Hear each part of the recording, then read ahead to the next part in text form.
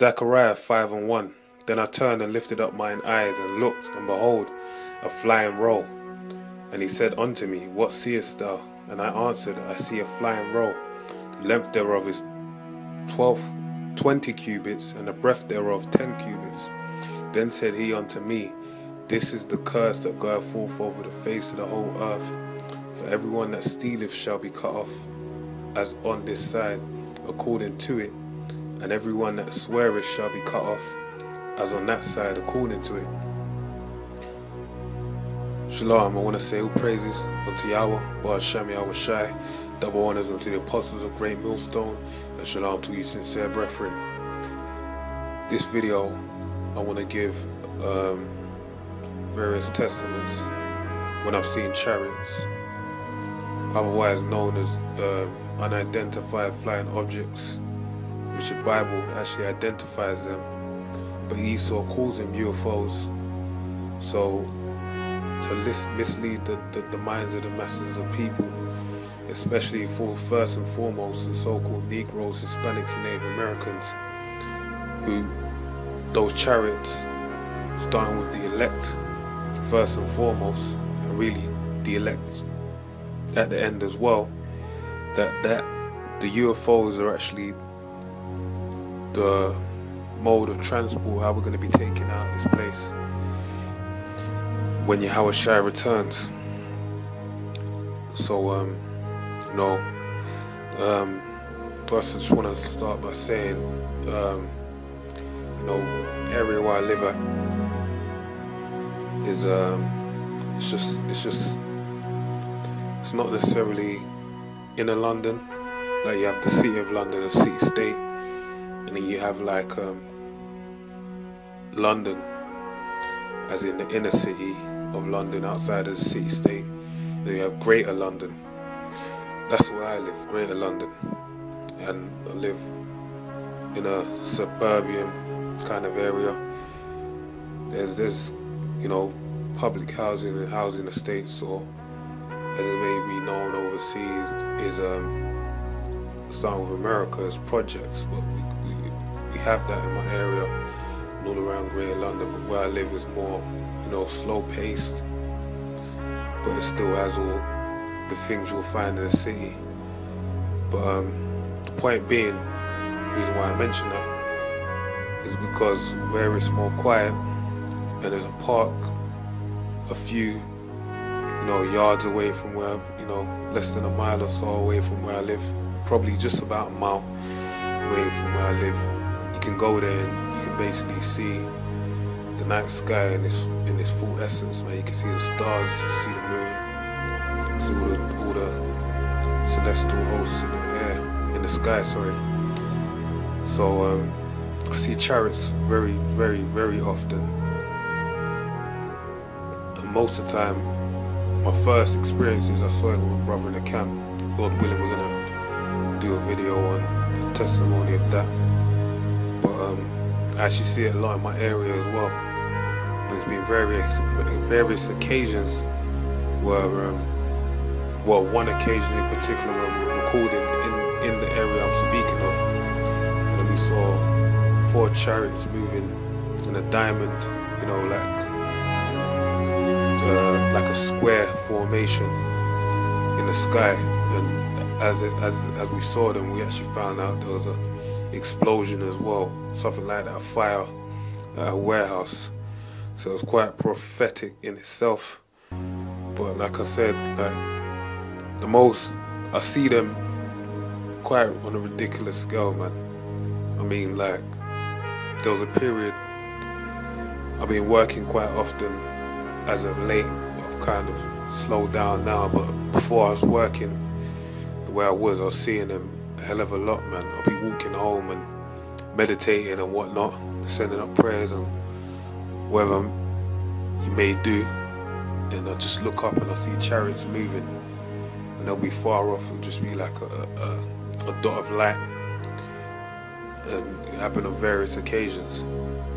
But the one deepest one I saw was basically walking home, and I said in my mind, this is how it usually goes. I don't really say it, but it's like the thoughts put in my mind, like, yo, prayed to see a chariot.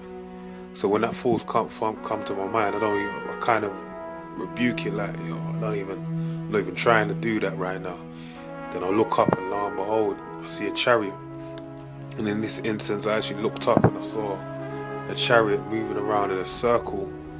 And the color, as it moved around, it weren't really a circle. It was like, because the speed it moved at it varied. It would speed up, slow down, and it wouldn't move in a perfect synchronization. It kind of moved like, if you scribble something, that's how it was kind of moving. It wasn't moving like,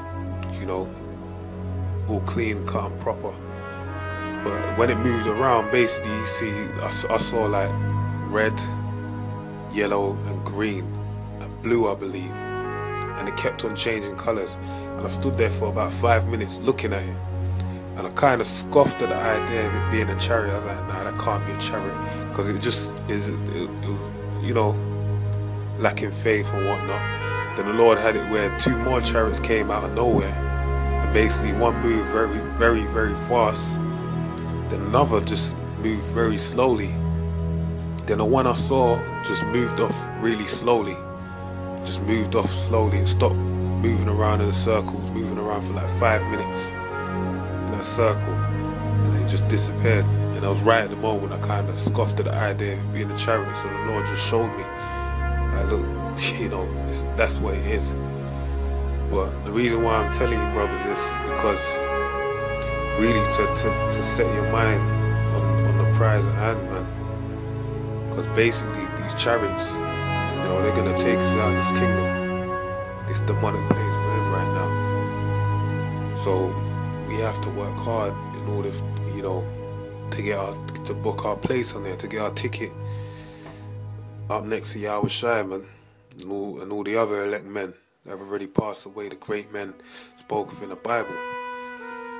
But even more so is, even if, there's brothers that haven't seen chariots at all, but even more so, the point being, even if you ain't seen it, it don't matter, because there was men that were with Yahweh Shai for the time and space. He came back after the resurrection and saw him get beamed up and taken away, and they fell out the truth.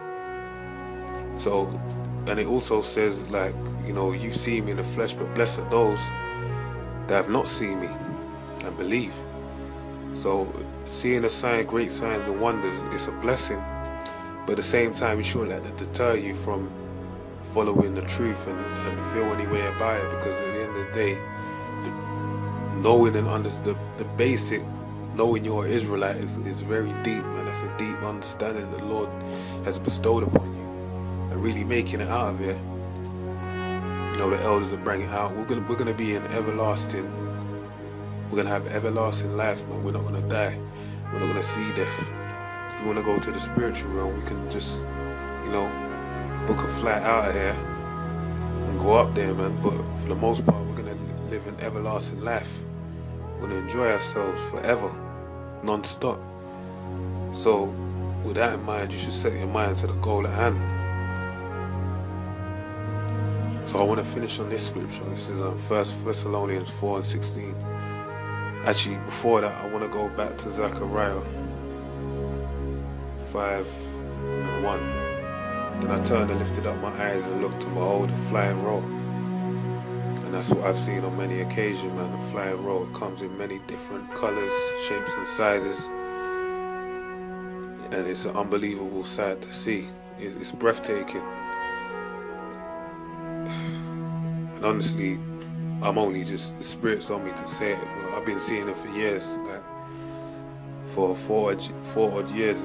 And really my first experience of seeing the chariot was the craziest out of all of them. But me and the brother, it's funny, me and the brother spoke about it. When we saw it, we didn't really freak out or nothing. We was just like, wow, and just kept going about our business. So, it's a crazy sight to see. And he said unto me, what seest thou? And I answered, I see a flying roll. The length thereof is 20 cubits, and the breadth thereof 10 cubits. So that's a pretty large chariot. Well, they come in different shapes and sizes, because it tells you the one in 2nd Ezra chapter 13, the one Yahushua is going to come in, is going to look as if it's a mountain, to where you can't see the end of where it starts or begin, man. Verse 3, then said he unto me, this is the curse that goeth forth over the face of the whole earth. And you see, this is a curse unto those who is a curse for, being Esau. When we read on, you get understanding. For Salakia, for everyone that stealeth shall be cut off, as on this side according to it, and everyone that sweareth shall be cut off, as on the side according to it. I will bring it forth, saith the Lord of hosts, and it shall enter into the house of the thief. Who's the house of the thief? It's Esau, man. Esau is the devil. He's the thief. He stole our heritage, stole our land. And he stole us from the land of Ham on the west coast of it, and all other parts that were taken from and put us into slavery. He stole the land of Gad, Reuben, and all the other Israelites over in, all the other tribes, Zebulun, Issachar. He's taken full control, stole from them. Whether it was the French, the English, or the Spaniards, the Pilgrims, they all stole from us. Esau, and that's what he's guilty of.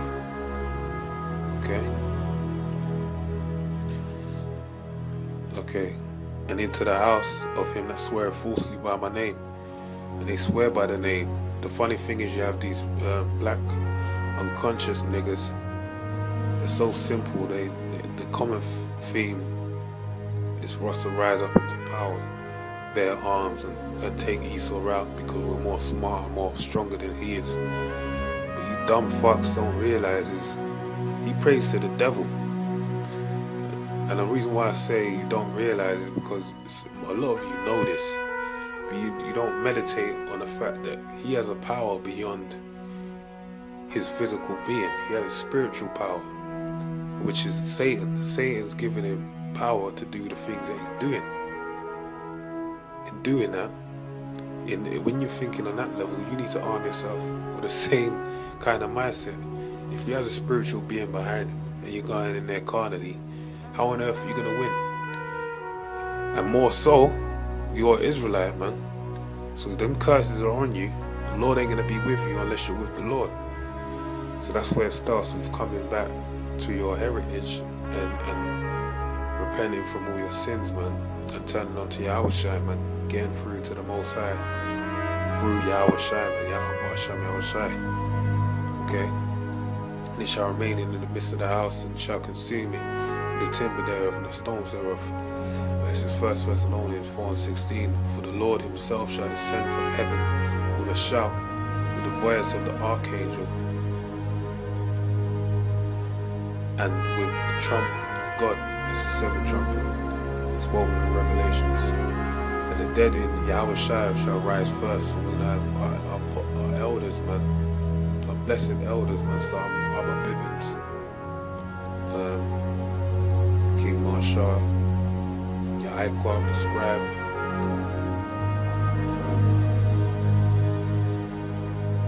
and all others that have died in Yahushua, man. They're going to be risen first. Then we which are alive and remain shall be caught up together with them in the clouds to meet the Lord in the air. So we're going to be taken up to meet the Lord in the air, man. So, we see these chariots, Lord willing, I hope I'm going to make it on there. I ain't just because I'm seeing it, don't mean I'm going to make it. Don't mean jack shit. Esau sees chariots, man. Obviously, everyone sees chariots. Obviously, it's for us, it's more geared towards salvation. But at the same time, like I said before, man, it was men that was with Yahushua, and they saw him beamed up, and they fell away from the faith. So it's just meditate on these things. The reason why I'm saying these things, man, is just for comfort, to comfort you, to argue, man. And really comfort myself as well, man, because it's deep that we see these things, man. Starting with this wisdom, knowledge, and understanding.